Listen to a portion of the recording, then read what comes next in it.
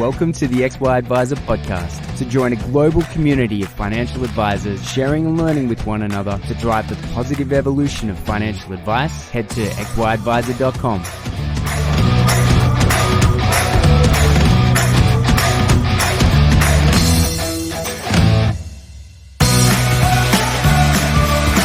Both Zurich and Onepath life insurance offerings deliver the broadest range of offerings in the market with a combined 4 distinct solutions on offer to better serve all Australians. At Zurich and Onepath, we believe in the value of advice and the professionals who provide it. This means investing in more ways to help your clients and making it easier for you to do business with us. To find out more about how we can help you and your clients, contact your Zurich and Onepath Life or Zurich Investments representative today.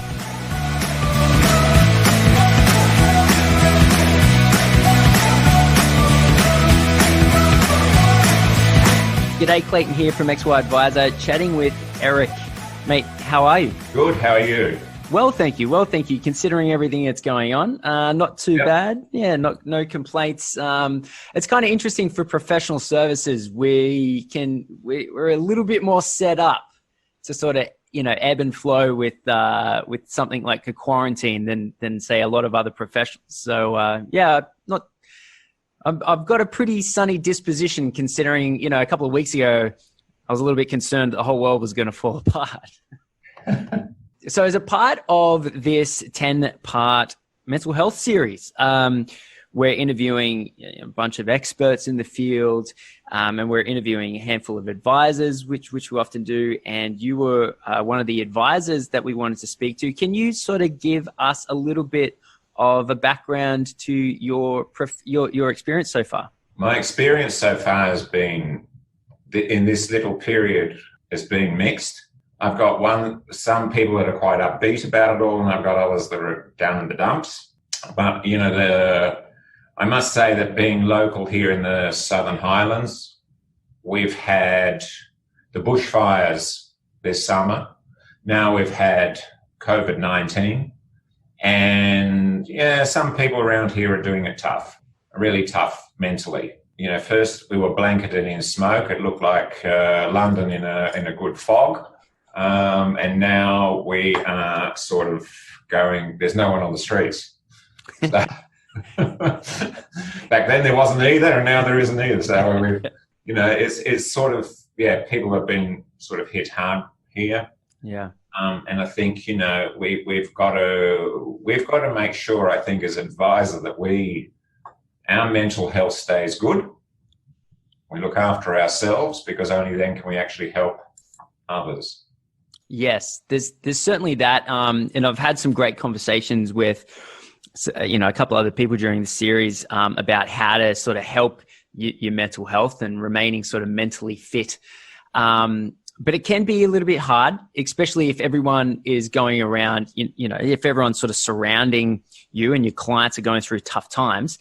One of the things that we were speaking about before we started was the idea that for as much as an advisor can give, I guess, you would say like emotional security in terms of, that feeling of comfort, in terms of their long-term goals, because we play a weird role in society. We sort of, link the present and the future and sort of, lay problems to, to feel like they're more secure. But when things get super bad, right?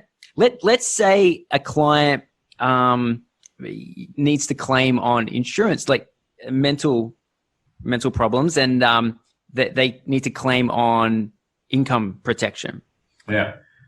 One of the things that you were speaking about before we got started was the knowledge that for as much value advisors can give, that we should still be aware that there are professionals to sort of take the load, the majority of the load off our tables. That's right. Yeah. As I said to you before, it's more a question that if we notice that there is a client with an issue, it's more a question that we are busy with triage, assessing, and then saying to them, I think you need support. I can help you with your financial side, but I can't help you with the other side.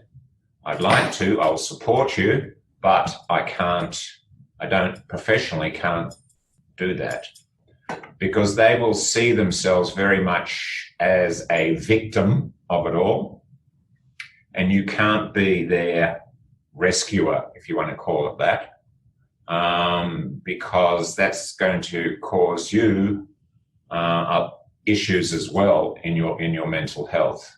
I'll give an example. Yesterday, I was speaking to a client. I always find it funny, the ones with more money they've got, more they worry about it sometimes. And I could definitely tell on the Zoom meeting that she was struggling. So I just was talking about her portfolio and this, what we were doing and what the investment managers were doing, etc., to her. And at the end of it, I said, I think really that you should go and speak to someone and help support you through this. Because I said, it'd be a good idea just to clear everything in your mind, get rid of some of the clutter that's in there, some of the fake news, some of the conspiracy theories. And I said, and please just turn off that news feed. Just if you want something, you turn on something that's nice. Music, meditate, yoga. She lives in an apartment complex. I said, you could also go swimming in the pool there. I said, because there's no one, you just check out if there's anyone else there, or keep 1.5 meters distance and you'll be okay. And I saw a smile start to come back on her face. She didn't look as worried. But I did feel afterwards myself that if I had gone even further with her, that I would have been very drained myself, and that, that wouldn't be any good. So as advisor, you need to know when you need to sort of triage. You've got to say, go talk to someone else. Yeah, I certainly sort of tipped into caring too often, a bit too much too often. And I mean, it's not like I was a psychologist having to deal with the worst problems in the world. Thank God, I was just dealing with, I guess, clients' desire to live a better life. So it was always skewed to the positive. But then if I couldn't solve something, it would sort of get me down. Have you ever found yourself, I guess, feeling like the role of a financial planner is overwhelming for you? There have been a couple of times, yeah. Not so much for the financial planning side, the money side. It's more the other side of things, because you aren't dealing with people's emotions, beliefs, all of those type of things. The thing is, at the beginning, this client, yesterday, she goes, "I'm going to lose all my money," and I said to her, "No, you're only going to lose it if you sell everything at the moment. Then you've lost. You've got to sit tight." I said, it's going to be like a roller coaster ride, but sit tight, please. And I said, if you do sell anything at the moment, because she's got huge capital gains in her portfolio, I said, you're going to only be paying the tax office. She just chuckled. He said, "Oh no, we don't want to do that." So I got to laugh at her for that one. So yeah, at the very least, get her into pension phase. My God. Well, she is with part of her portfolio, and the other part isn't. So no, absolutely. She's got to take good advice, mate. Well, okay, so I mean, it is an interesting time, and we're definitely going to be dealing with more clients suffering from sort of, if nothing else, just mental exhaustion with everything that's going on so far this year. Were you advising back at the GFC? I was advising already back in October 1987. Oh, geez. Hey, I've seen it all. Wait. So you started a blip on the horizon. So you started your career during the 87 crash. Or just before that. Oh my God. So you really had a baptism of fire. And then, but by the time GFC came around, you laughed that off. Oh, yeah, I laughed that one because I'd already seen Iraq War, Kuwait, oil crisis, you name it. You've done that. That's sensational. You know. So for example, when your client today was saying, you know, I feel like I got to sell, you said, you know, you can look at them and say, well, that's what my 1987 clients said, and they've made, you know, umpteen times their amount of money. Oh, that is such a fantastic sort of. Pull out the old graph of the Australian, you know. Yeah. Look, this is what happens. Mate, that's awesome. Are you finding this time around, just because it's due to a medical sort of silent, you know, it's a weird kind of problem, a pandemic, because, you know, the financial system is suffering due to not so much a systemic financial problem this time. It's due to a health crisis, which is causing a freeze to the general economy. Are you finding that there is more grief this time around with the clients than previous, or is it almost identical? I would say there is a bit more grief, because the grief is now associated with people dying rather than, you know, sort of financial collapse of some sort. I think there's people dying, there's people that are sick, you know, and I think that's an added factor on top of everything. But to be really honest, I don't think that the market correction is not only due to COVID-19. I think it was coming, and COVID-19 has actually just triggered it, okay? Because if you look at, since the GFC, if you look at where share markets have gone, they've gone to all-time highs again, right? And then when you're talking about multiples of, you know, whatever, it's got to come back sometime again. Absolutely. When everyone is rushing to the table to eat at the trough, as I call it, right? Suddenly all the diners leave. Then is actually the time to buy. Hands down. I mean, I was looking at there's an ETF out there that basically mimics with relative accuracy the price of oil. Yeah. Right. So I'm looking at this price of oil ETF going, there's probably never been a better time to stock up on oil. On oil. Yeah. Why do you think our government's doing it? You know, I don't like Angus Taylor. He's my, you know, sort of my federal MP, but, you know, and I go, he's got it right. Let's stock up on the old oil. Absolutely. Well, they're paying you to take it off their hands at this stage. It's insane. Yeah. Oh, good. Poor old Arabs, they've got too much of it now. Yeah, exactly. I think, considering the size of their checkbooks, I think they'll do all right for a fair while. Yeah. So just getting back into the mental health, have you seen over the course of your career since 1987, have you seen mental health become a larger problem in Australian society, or is it, you know, is it the same, you know? I think it's actually become more talked about. Thank goodness. It's always been there. It's never been very well recorded because you didn't talk about it. And if someone was down, you know, they were told to get over it. And quite often that had disastrous consequences. But I think it's always been there. It just now is more talked about, and I wish it was actually even more talked about. Interesting. What would you add, or what would you like to see added to the conversation? Well, the guy goes down to the pub. He talks about sport, women, whatever money, business, business, whatever, but never talks about his emotions, that he's worried about something, because you don't do that, right? You take a group of women, they go to the cafe or the pub, and what do they talk about? Everything, right? Yeah. It's total different. Now, at Christmas time, I was back in Holland, and, you know, went out with friends and whatever. They talk about everything, male and female. They just, you know, about their worries, about the this, about the that, and sport hardly comes into it. Women still come into it, but, and men for the women, is all, Of course. It's a different, the emotions are played out. They're not stored up inside where it can cause a problem.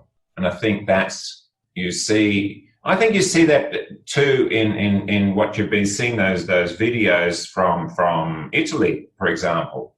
In a town where you see all these people on their balconies in lockdown, all outside singing, making music, dancing on the balcony, still getting together.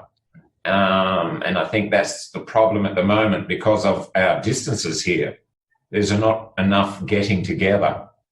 Zoom has done a lot for a lot of people, that they still have social contact, but a lot of people don't have any social contact. So I've made it a point of sending out an email every week to my clients, and that email is not necessarily about money. It's some other thought-provoking idea, or how about we see this as a whole new start to whatever we're doing, or I just go, I've heard there's some great online yoga and meditation, and or I send them a music clip, something just to say that I'm, and then always sign off. If you want to have a chat, just give me a call. And I think that's important. I'm really interested because I feel like, being Dutch and being more comfortable speaking about emotions, I'm interested to maybe dive into how you would talk to your clients about their mental health and about how to go get help.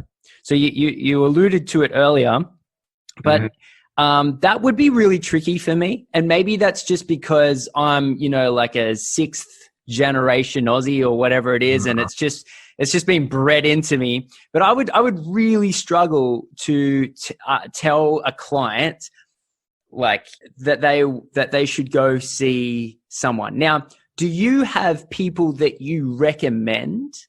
Yeah. So you have existing relationships with counselors or psychologists that you trust, and that you, when appropriate, hand on the. Now, do you do and I want to get really sort of operational here. Do you do an email introduction, or do you facilitate a meeting between the three of you, or like how 1 to 10, how much of your emotional capacity do you put into that, I guess, exchange?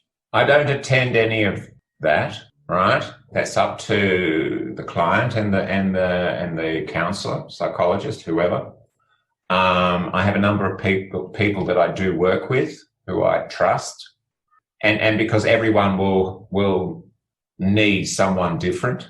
You can't just have one counselor or psychologist, because I myself have used many a time in the past already. I mean, when I've gone through difficult times, I've sat down with a counselor and a psychologist to, chat things through, just unburden. And I think that's what you've got to say to a client, that you think that they need to unburden a bit, and it would be good if they spoke to someone about it. That can happen anonymously over a phone call initially if they want, or that can happen, by ringing up, say, Beyond Blue or Lifeline, or someone like that. But then I try and encourage them just to have a chat with my local friend, and say, I've said, and tell them that I've used him before. Right. So that's how you make it sound less offensive. Yeah. Or is you say, hey, this is someone that I've used in the past to unburden myself when I've gone through X, Y, Z. With what you're talking to me about, we can only sort of handle that so far.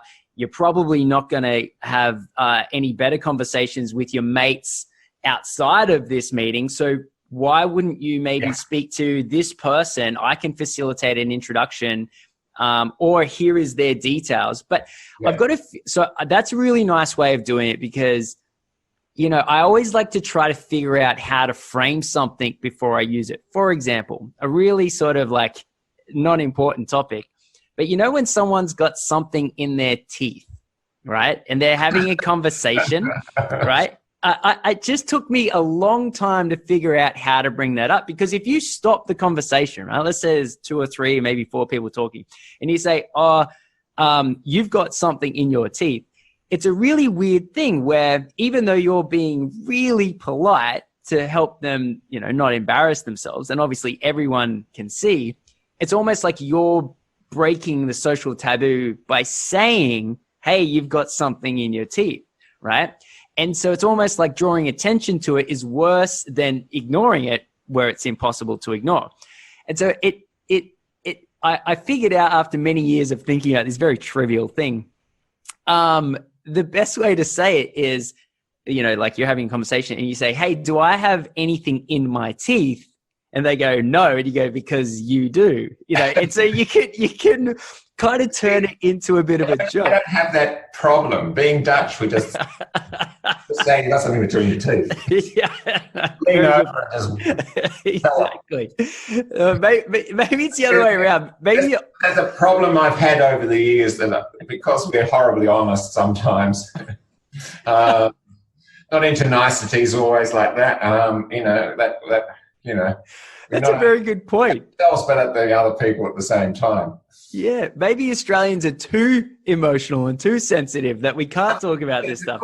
You know, that's very interesting. But so I basically, you know, this very trivial, there's something in your teeth thing, but I figured out how to handle this thing, and I always like to try to figure out the framing. So even, you know, I did a podcast series about ethical investments, and then I kept asking, I wanted to know how to bring up ethical investing, because the last thing you want to do is say to a client, hey, do you want to ethically invest?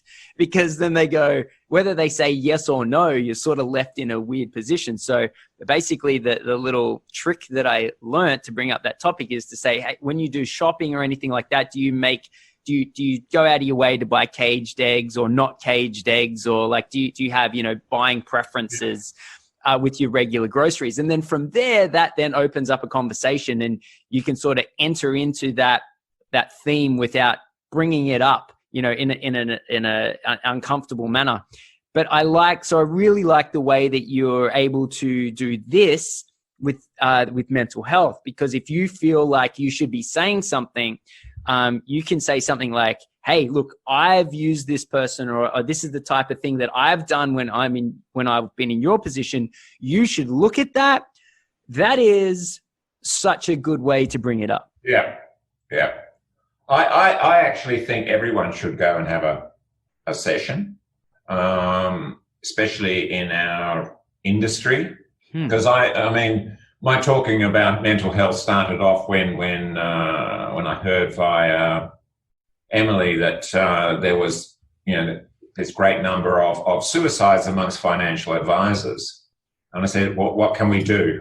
We need to do something, because we can't have them under the stress of, you know, aphasia, whatever you want to call that thing. Yeah.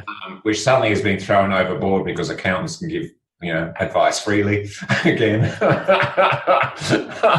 You know, and I go, we've had to cope with that. You know, then some of us had to cope with bushfires. Then some of us had to, you know, but before that maybe drought, and now this COVID-19 thing.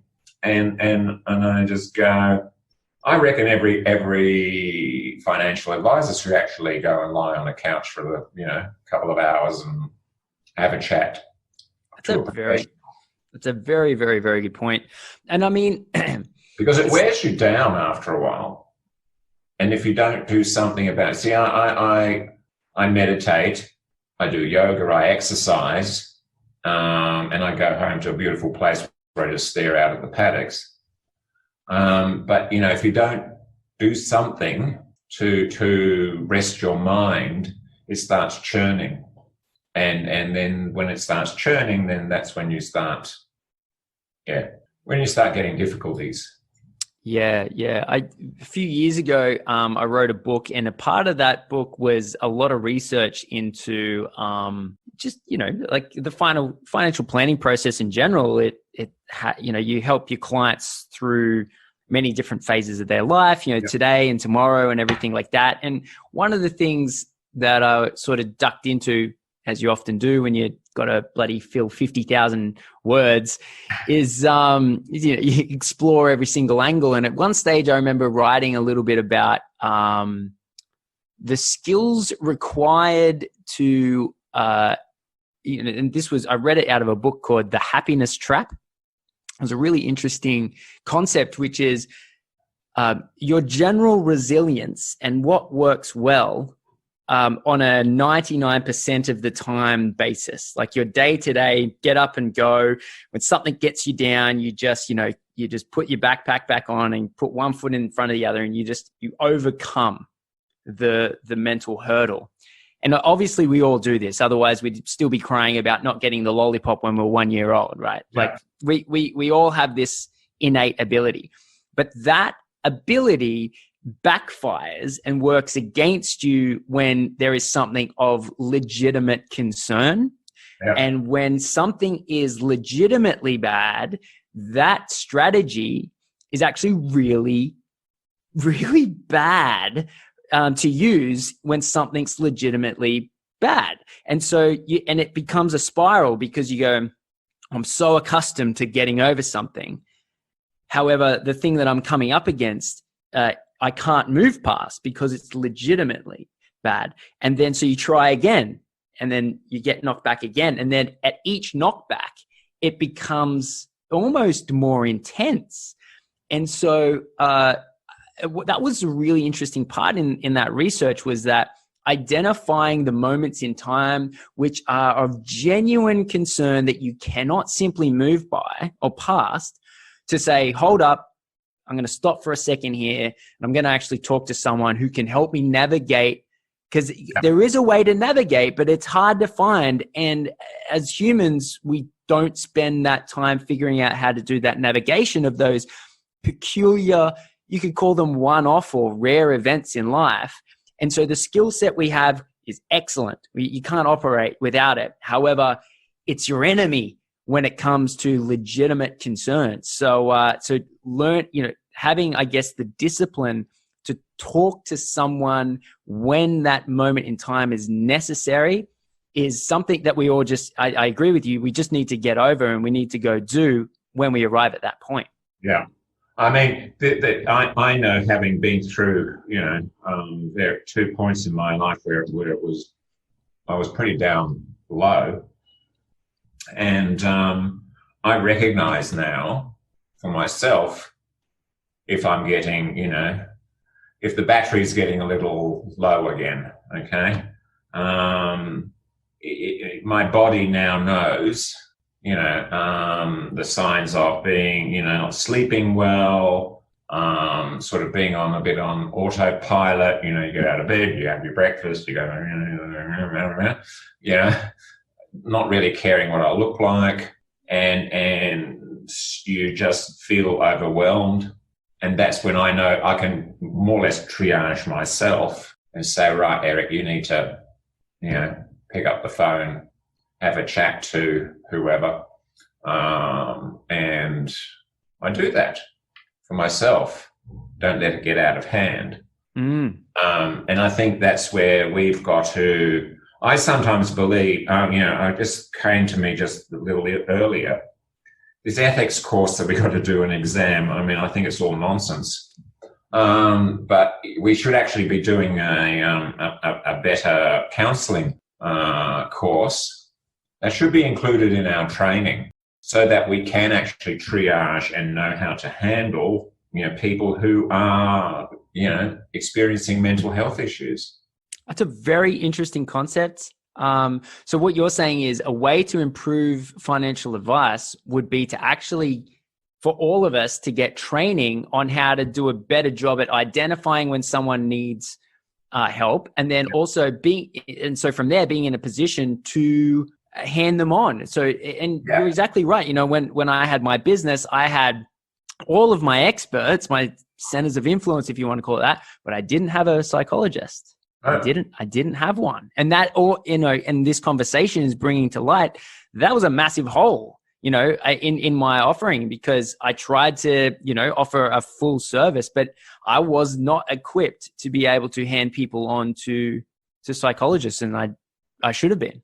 Yeah, I mean, I think it's because we get to see as a financial advisor a lot of times when people are under stress financially, mentally, when there's sickness, when there's disability, when there's death, then, you know, there's divorce and there's marriage and there's all those other issues that people come to us around. And I think it's important that we are able to not just put on the smile and say it's all going to be okay. Don't you worry about that. I'll take care of it. No, because that's not always what people actually want to hear. They want guidance through it all as well. And they want to know that you've got empathy for what they're going through, if it's a bad situation. You know, someone comes to me, there was a client a while back, she's getting a divorce. It's a long drawn out affair. And to me, they're both wrong, but anyway, in the drawn out business. And I said, you know, she said, oh, but Eric, you know, I said, look, I've had 2 divorces. I know all about it. And she goes, 2? And I said, and she goes, oh, so you know what I'm going through? And I go, yep. And I said, you know, you got to go and make sure that you use, and I told her too to go and talk to someone for a counsellor, not just to a solicitor or her girlfriends who would tell her to take him to the cleaners, but, you know, to talk to someone else just to unload about it all, which she did. Yeah. Thanked me later for that, because at the same time what happened, her mother had to go into aged care, right? So there was another problem heaped on there. Yeah. So, you know, you've got to make sure that people are, mentally resilient, if you want to call it, because you have to be yourself too. And it's okay with me, because I can, you know, speak, having gone through a lot in my own life, you know, I've witnessed things, and therefore I think, you know, I can show empathy in a lot of situations, and I can recognize. But I think for younger advisors, that's a bit more difficult if they haven't gone through some life experiences, and you know, they can't, you know, I'm glad that doesn't all happen to them. It's sort of, you know, that's why the training would actually be good to be able to not just say, oh, I'll fix that for you, because that's not necessarily what they want. They want a peace of mind and a plan, not just financially a plan forward, but a whole life plan forward. Yeah, definitely. It's almost interesting that no industry body has attempted, or product has approached this exact issue that we're talking about. Because if we have to think about, you know, the rise of mental health problems, the rise of mental health claims, you know, the effect that, you know, that this is having on the insurance industry as a whole, to the point that APRA had to turn up and say, whoa, like it's about to fall over if you guys don't sort of rein this in. It's interesting that no one's sort of looked at it and said, actually, if we better equipped advisors to be able to handle these conversations, maybe we can help reduce the amount of mental health problems that's going on in Australia. It's a huge topic, And I think we could spend an hour on that. But because financial stress is at the top, of causes for issues, and yet we play in that space. Yeah, absolutely. And we're probably one of the first to know if this is going to be a huge problem or not. Yeah, that's right. Mate, that's a really good insight. I can't thank you more for coming on and sharing with us. I'm really stoked that we were able to grab some time from you. For the advisors out there that just want to reach out and say hi, how do they? Oh, I know you're on XY. Is there? You're on LinkedIn as well. I'm on LinkedIn as well, and there's going to be a whole new virtual me appearing very soon too. So, I'm interested to learn more. There's a really good marketing strategist that I've got is working on all of that as well. Where do we go to find out when it's released? Yeah, well, I'll let you guys know. Okay, done and done, mate. Well, enjoy the rest of your day. Thanks so much for coming on. Really appreciate it. Okay, see you later. Cheers, mate. Bye.